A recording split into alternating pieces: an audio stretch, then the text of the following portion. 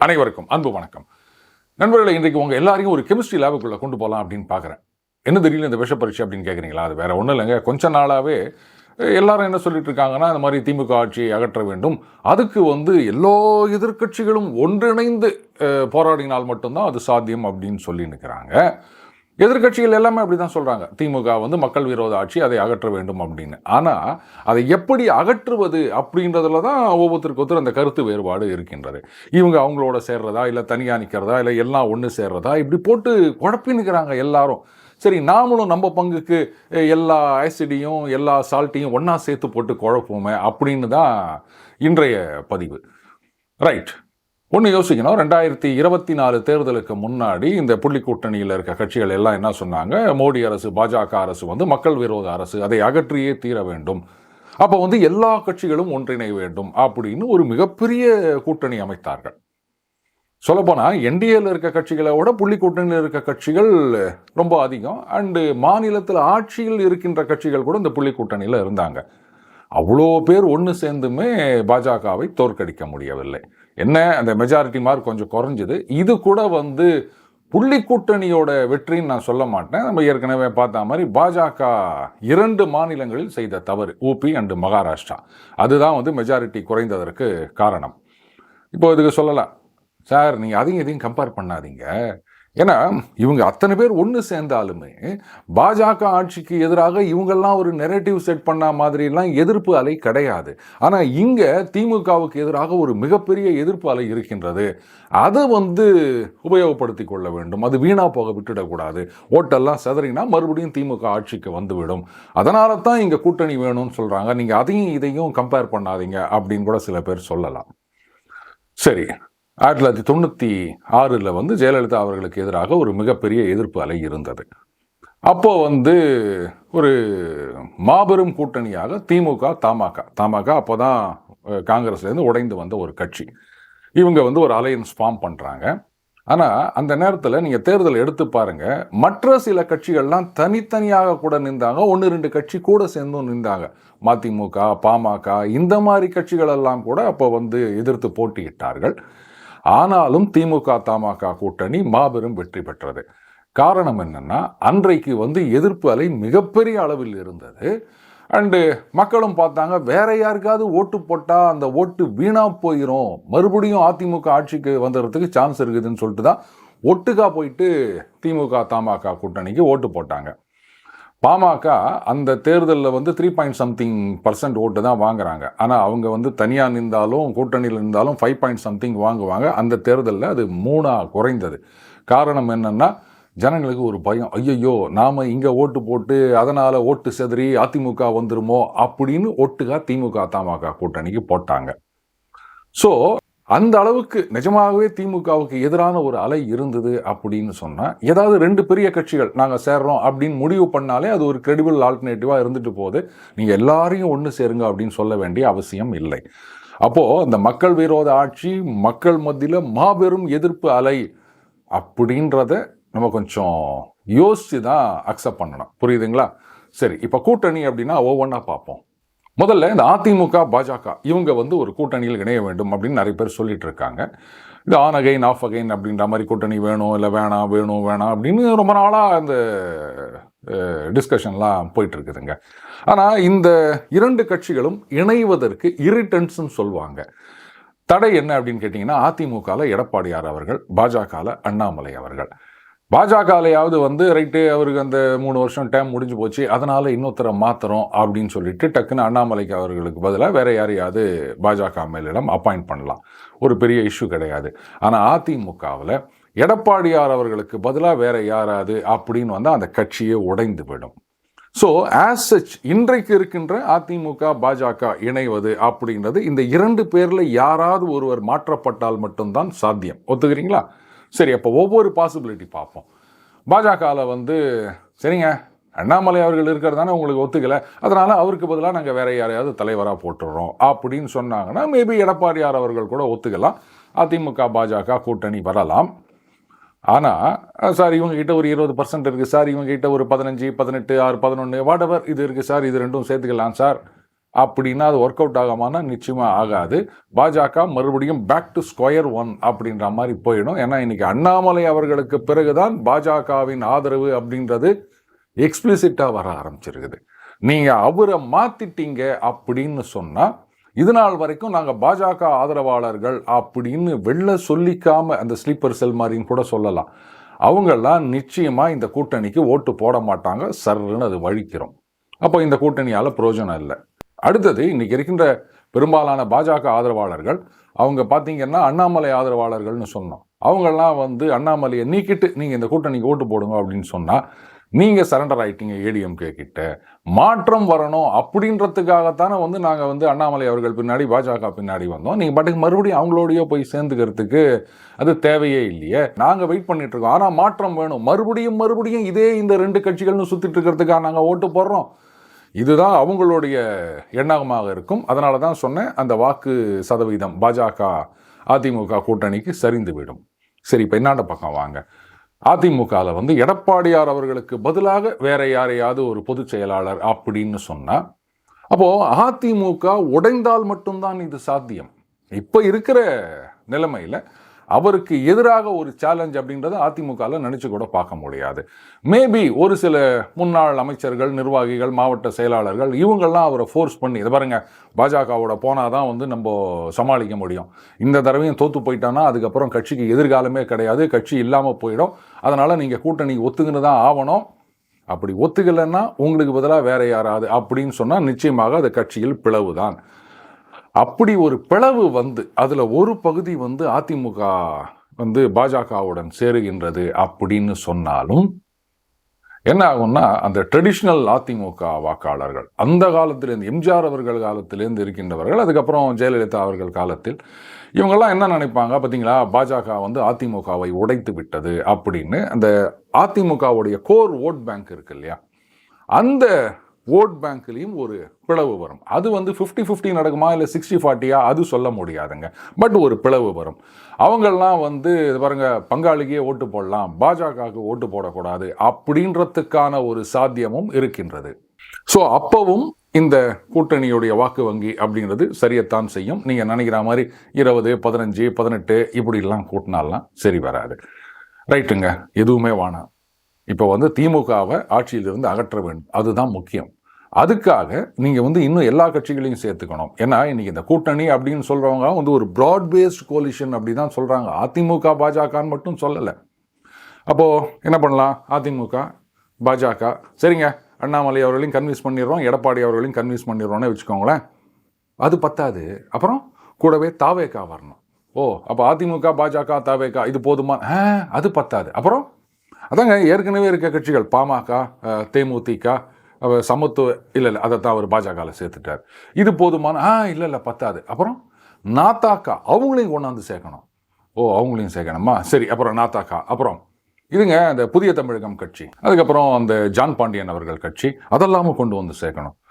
சரி, அதுக்கப்புறம் என்னங்க, அதுக்கப்புறம் அந்த மூவேந்தர் முன்னேற்ற கழகம், அதுக்கப்புறம் இந்திய ஜனநாயக கட்சி பாரிவேந்தர், அதையெல்லாமும் சேர்க்கணும்.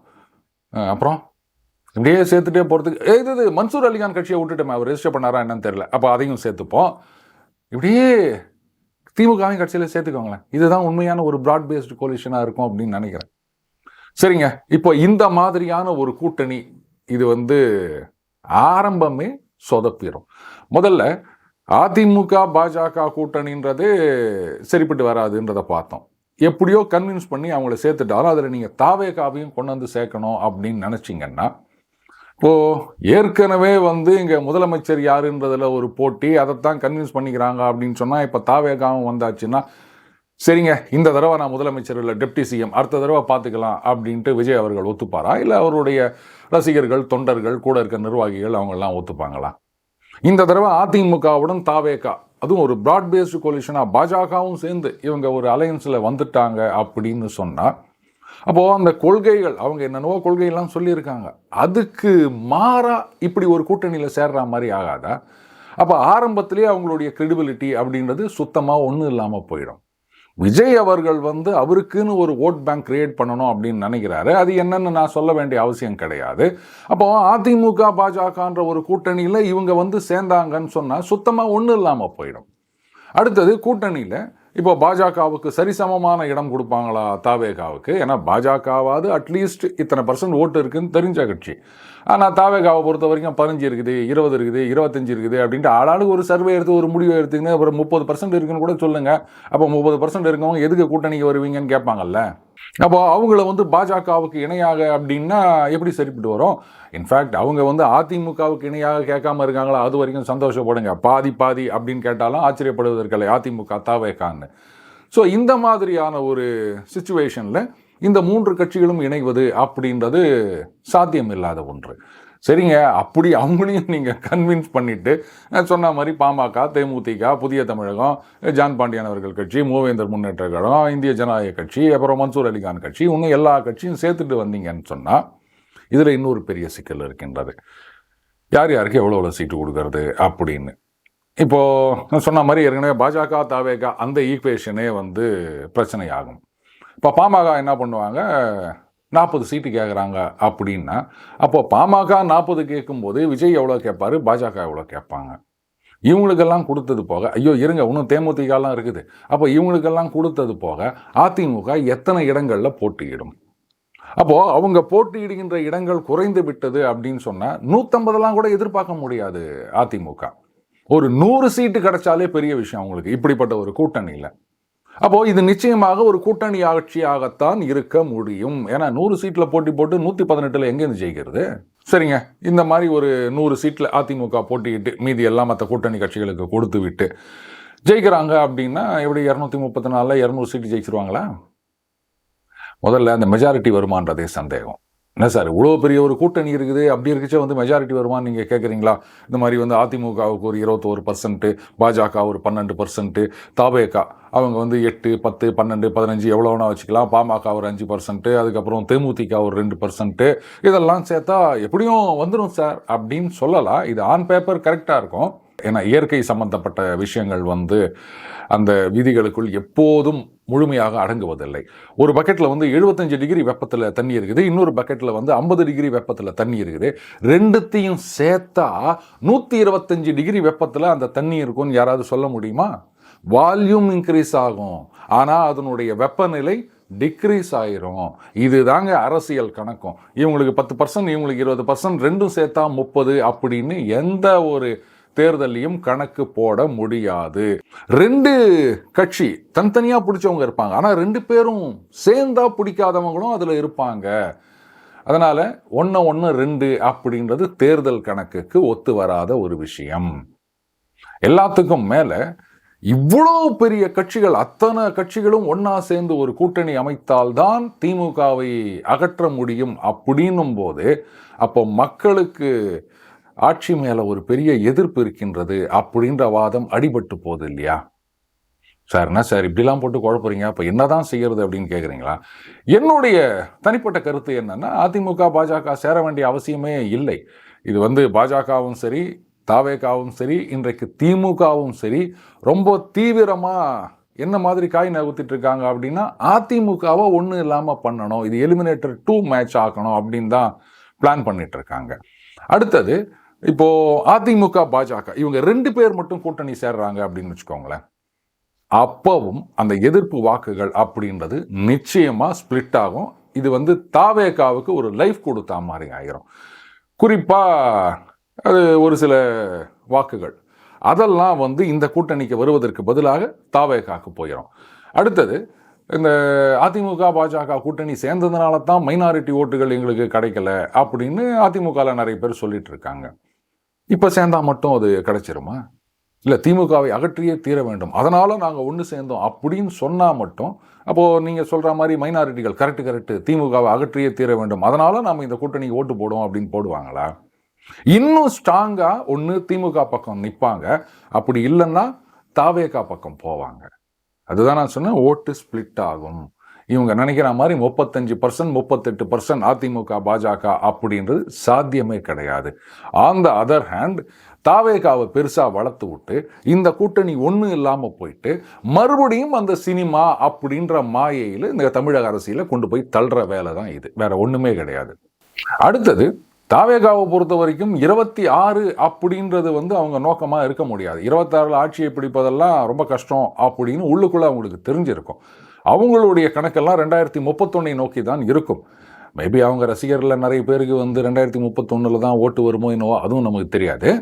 அதனால இந்த மாதிரி ஒரு கூட்டணியில் 10ஓட 11 அப்படின்னு சேர்ந்து போட்டு என்னதான் நாங்கள் பெரிய கட்சி, அது செல்வாக்கான கட்சி அப்படின்னு சொல்லினாலுமே ஒரு ப்ராட் பேஸ்டு கோலிஷன், அதில் ஒரு மெம்பர் அவ்வளோதானே. அப்போது தங்களுடைய தனித்துவத்தை இழப்பதற்கு தாவேகா தயாராக இருக்க மாட்டாங்க. இதுதான் நான் நினைக்கிறேன்.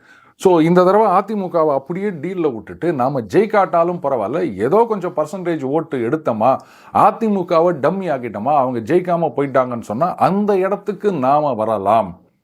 திமுகவுக்கு மாற்று தாவேகா அப்படின்றது தான் நேச்சுரலாக யாராக இருந்தாலும் ஒரு கணக்காக இருக்கும். பட் அவங்க கணக்கு என்னன்னு எனக்கு தெரியாது. இனியும் நான் என்ன நினைக்கிறேன்னா, இந்த மாதிரி தாவேகா அதிமுக கூட்டணி அப்படின்றது சாத்தியம் இல்லைன்னு தான் நினைக்கிறேன். இன்னொன்று, நான் ஏற்கனவே சொல்லியிருந்த மாதிரி தாவேகா, விசிகா, ஒரு கம்யூனிஸ்ட் கட்சி, இந்த மாதிரியான ஒரு கூட்டணி அமைவதற்கு ஒரு சின்ன வாய்ப்பு இருக்கின்றது. ஆனால் திருமா அவர்கள் என்ன முடிவெடுப்பார் அதை பொறுத்து தான் இந்த கூட்டணி. மற்றபடி விஜய் அவர்கள் என்னதான் பண்ணாலும் விஜய் அவர்களால் இந்த மாதிரி கூட்டணி உருவாகாது. திருமா அவர்களுடைய டிசிஷன், அதில் தான் இந்த கூட்டணி கணக்குகள் எல்லாமே காத்து கொண்டிருக்கின்றது. ஒருவேளை திருமா அவர்கள் தாவேகா பக்கம் போகிறேன் அப்படின்னு முடிவெடுத்துட்டார்னா அப்போ இன்னும் கள அரசியல்ன்றது நிறையவே மாறும்.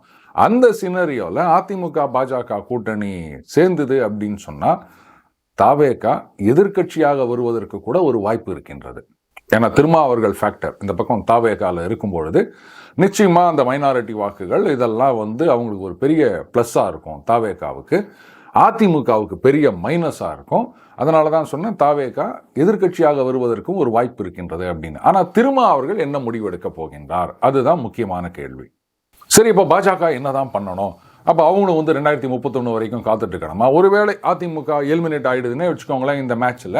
அப்போ பாஜக, தாவேகா இவங்க 2 பேரும் அந்த 2வது இடத்துக்கு போட்டி போட்டுக்கணுமா அப்படின்னா அது அவ்வளோ ஒன்றும் பெரிய கஷ்டமான விஷயம் இல்லை. இந்த தேர்தல்லையே பாஜக எதிர்கட்சியாக வருவதற்கு கூட ஒரு வாய்ப்பு இருக்கின்றது. நான் சார் ஆளுங்கட்சி அப்படின்னா அது பாருங்கள், இன்றைக்கி இருக்கிற நிலவரத்தை வச்சு தான் நான் பேச முடியும். ஆனால் அதுக்கு எல்லா மட்டங்களிலும் எல்லாரும் வேலை செய்யணும். இப்போ ஏற்கனவே ஒரு தடவை இதை சொல்லியிருக்கோம், இந்த ஷேடோ கேபினெட் அப்படின்னு பிரிட்டனில் சொல்லுவாங்க. அந்த மாதிரி ஷேடோ எம்எல்ஏ அப்படின்னு ஒவ்வொரு தொகுதிக்கும் 2 பேர். அண்டு என்ன பண்ணுங்க, அந்த 2 பேர்ன்றதை 2 பேர் க்ளோஸ் ஃப்ரெண்ட்ஸாகவே போட்டுருங்க, பிரச்சனையே இல்லை. ஒரு தொகுதியை 2ஆக பிரிச்சுக்கங்க. இப்போ நீ இந்த பக்கம், நீ இந்த பக்கம், 2 பேரும் வேலை செய்யுங்க. கடைசியில் கட்சியில் யாரோ ஒருத்தர் அப்படின்னு முடிவு எடுப்பாங்க. இந்த பகுதியில் செல்வாக்கு அதிகமாக இருக்கா, இல்லை அவர் நல்லா வேலை செஞ்சுக்கிறாரா, அதை பார்த்து கூட முடிவு எடுக்கலாம். ஆனால் 2 பேரும் ஃப்ரெண்டாக இருங்க, கடைசி வரைக்கும் ஃப்ரெண்டாக இருக்கணும், வேலை செய்யணும். ஐயோ அவனுக்கு கட்சிச்சே எனக்கு கிடைக்கலையே அப்படின்லாம் யாரும் எதுவும் பண்ணக்கூடாது. இந்த மாதிரி இப்போலேருந்தே வேலையை ஆரம்பிக்கணும். என்ன சார் வேலை பண்ணணும் அப்படின்னா நிறைய விஷயங்கள் இருக்குது, அதெல்லாம் பண்ணணும். அதெல்லாம் நான் ஓப்பனாலாம் சொல்லிட்டு இருக்க முடியாது. Because I am only AK, not a PK.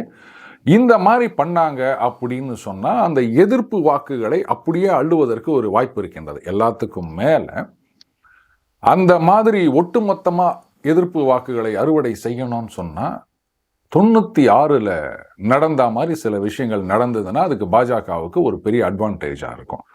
ஊழல் வழக்குகள், ஊழல் அப்படின்னா அது பாருங்க இவங்க ஊழல் பண்ணிட்டாங்க, அவங்க இவ்வளோ பண்ணிட்டாங்க அப்படின்னு குற்றச்சாட்டு சொல்கிறதெல்லாம் ஜனங்க என்றைக்குமே ஏற்றுக்க மாட்டாங்க. ஊழல் ஒரு விஷயமே இல்லை அப்படின்னு தான் நான் எப்போவுமே சொல்லிட்டு வந்திருக்கேன். அதே சமயத்தில் மக்களுடைய அந்த இமேஜினேஷன் இவ்வளோவா அப்படின்ற மாதிரி ஒரு விஷயம் வந்ததுன்னு சொன்னால் நிச்சயமாக அது ஒரு இஷ்யூவாகத்தான் இருக்கும் எலெக்ஷனில். ஸோ அப்போ பாஜக என்ன பண்ணணும், திமுக இந்த மாதிரி ஊழல் பண்ணுறாங்க அப்படின்னு சொன்னால் அதை வெளில கொண்டு வரணும். அந்த இடி ரெய்டெல்லாம் விட்றாங்க. ஆனால் அதுக்கப்புறம் என்ன பண்ணுறாங்க, அவர் துரைமுருகன் அவர்களது மகன் கதிர் ஆனந்த் 19 எலெக்ஷனுக்கு முன்னாடி ரெய்டு விட்டாங்க. இப்போ தான் ஏதோ விசாரணை ஆரம்பிச்சுக்கிறாங்க போல இருக்குது. இவ்வளோதான் உங்கள் டக்கா இப்படி இருந்தால் அப்புறம் என்ன பண்ணுறது? அப்போது திமுக தரப்பில் பார்த்தீங்களா பழி வாங்குவதற்காகவே இந்த மாதிரி இடி ரெய்டு அப்படின்னு சொன்னால் ஜனங்க நம்ப தான் செய்வாங்க. பின்ன ரெய்டு விட்டிங்களா, ஏதாவது ஆக்ஷன் எடுக்கணும் அப்படின்னு கேட்க தானே செய்வாங்க. நாங்கள் ரெய்டு விட்டுருவோம், அதுக்கப்புறம் ஒரு 10 வருஷம் கழிச்சு நாங்கள் தூங்கி இருந்து கேஸை தூசு தட்டுவோம் அப்படின்னா வேலைக்கு ஆகாது சார். இப்படிலாம் சொல்லிட்டு போனால் அப்போ திமுக தான் அடுத்த தடவையும் ஆட்சிக்கு வருமா, அதை அகற்றவே முடியாதா அப்படின்னா அது ஒட்டுமொத்தமாக மக்கள் டிசைட் பண்ணணும். 96 ஒட்டுமொத்த மக்களும் டிசைட் பண்ணாங்க அதிமுக ஆட்சிக்கு வரக்கூடாது அப்படின்னு. அந்த மாதிரி ஏதாவது எதிர்ப்பு அலை இருந்து மக்கள் முடிவு பண்ணாங்க அப்படின்னு சொன்னால் தானா திமுக வந்து அவங்களுடைய அந்த வாக்குகள் குறைந்தாலே போதும். நீங்கள் என்னதான் வந்து கூட்டணி அப்படின்னு சொன்னாலும் கூட்டணி கட்சிகளுடைய கோர் ஓட் பேங்க் அப்படின்னு எடுத்தீங்கன்னா 30% மேலே தாண்டாதுங்க. அதுவே அதிகம். ஆனால் அந்த மீதி எல்லாம் அந்த நடுநிலை வாக்குகள் அவங்க போகிறாங்க பாருங்கள், அன்டிசைடட் ஓட்டர்ஸ், அதுதான் வந்து திமுகவை வெற்றியை நோக்கி கொண்டு வருகின்றது. அப்போது நிஜமாகவே அந்த எதிர்ப்பாலை இருந்ததுன்னு சொன்னால் அதை நீங்கள் கிரியேட் பண்ணீங்க அப்படின்னு சொன்னால் அப்போ அந்த வாக்குகளை வேற யாராவது அள்ளினா கூட ஸ்பிளிட் ஆனாலும் ஒரு சின்ன வாய்ப்பு இருக்கின்றது. அப்படியே திமுக மறுபடியும் ஆட்சிக்கு வருதுன்னு கூட வச்சுக்கோங்க, நல்ல சான்ஸ் தானே. நீங்கள் தானே சொல்கிறீங்க திமுக ஊழல் கட்சி அப்படின்னு. அப்போ நீங்கள் இன்வெஸ்டிகேட் பண்ணுங்கள், டக்கு டக்குன்னு கேஸை போடுங்க. இல்லை சார் அவங்க விஞ்ஞான முறைப்படி ஊழல் பண்ணுவாங்க அப்படின்னு ஒருத்தர் சொன்னார். அப்போ நீங்கள் விஞ்ஞான முறைப்படி இன்வெஸ்டிகேட் பண்ணுங்கள். என்னங்க கண்டுபிடிக்க முடியாத ஊழல்னு ஏதாவது இருக்குதா? அவங்க எவ்வளோ டெக்னிக்கலாக போகிறாங்களோ அந்த அளவுக்கு டெக்னிக்கலாக நீங்களும் போயிட்டு அதை கேப்சர் பண்ணுங்கள். அதை விட்டு அவங்க அப்படி பண்ணுறாங்க இப்படி பண்ணுறாங்க இப்படின்னே சொல்லியிருந்தா அதுக்கப்புறம் இன்வெஸ்டிகேஷன் பண்ண லாய்க்கு இல்லைன்னு தான் சொல்லணும். வேற என்னத்தை சொல்கிறது? சும்மா விஞ்ஞான முறைப்படி ஊழல்னால் சொல்லாதீங்க. எப்படிப்பட்ட ஊழலாக இருந்தாலும் அதை கண்டுபிடிக்கணும். இந்த மாதிரி பண்ணுறாங்கன்னு தெரிஞ்சிச்சா அதை எப்படி டேக்கிள் பண்ணுறது, அதை எப்படி ட்ராப் பண்ணுறது அப்படின்னு அட்வான்ஸ்டு அவங்களோட ஒரு படி முன்னாடி போய் யோசிக்காமல் விஞ்ஞான முறைப்படி ஊழல்னே குறை சொல்லிகிட்டே இருந்தால் ஜனங்க ஏற்றுக்க மாட்டாங்க, கடுப்பாயிருவாங்க. இவங்களுக்கு இதே தான் வேலை, இப்படியே தான் சொல்லிட்டு இருக்காங்க அப்படின்னு. தயவு செஞ்சு அந்த தப்பை மட்டும் பண்ணாதீங்க. கடைசியாக என்ன சொல்ல வரீங்க அப்படின்னு கேட்குறீங்களா? ரைட், ஊழல் ஊழல் அப்படின்னு குற்றச்சாட்டு சொல்வதை விட அதை நோக்கி சரியான நடவடிக்கைகள் எடுக்கணும். கேஸ் எல்லாம் துரிதப்படுத்த வேண்டும். அதுக்கு ரிசல்ட் வருதோ இல்லையோ இந்த மாதிரி ஊழல் அப்படின்னு பெரிய அளவில் எதையாவது கண்டுபிடிச்சிங்கன்னா அதை எக்ஸ்போஸ் பண்ணுங்க. அப்போ தான் வந்து இவ்வளோ நடக்குதா அப்படின்னு ஜனங்களுக்கு அது ரியலைஸ் ஆனால் மட்டும்தான் அப்போ அந்த எதிர்ப்பு அலைன்றது வரும். அந்த அலையே உருவாக்காமல் நாங்கள் எல்லா கட்சிகளும் ஒன்றா சேர்ந்துக்கிறோம் அப்படின்னு சொன்னாலும் நிச்சயமாக திமுகவை ஆட்சியிலிருந்து அகற்ற முடியாது. நாம் சொல்கிறது வந்து பல பேர் ஏற்றுக்காமல் போகலாம். என்ன சார் இப்படிலாம் பேசுகிறீங்களே அப்படின்னு. அது என்ன பண்ண முடியுங்க? இதுதான் உண்மை அப்படின்னா சொல்லித்தான் ஆகணும். அதெல்லாம் பூசி முழுக முடியாது. உண்மை கசக்கத்தான் செய்யும். அது கசப்பு மருந்தை சாப்பிட்டா மட்டும்தான் வியாதி குணமாகும். நான் சாப்பிடவே மாட்டேன் அப்படின்னா அந்த வியாதி அப்படியே தான் இருக்கும். மீண்டும் அடுத்த பதில் சந்திப்போம். வணக்கம்.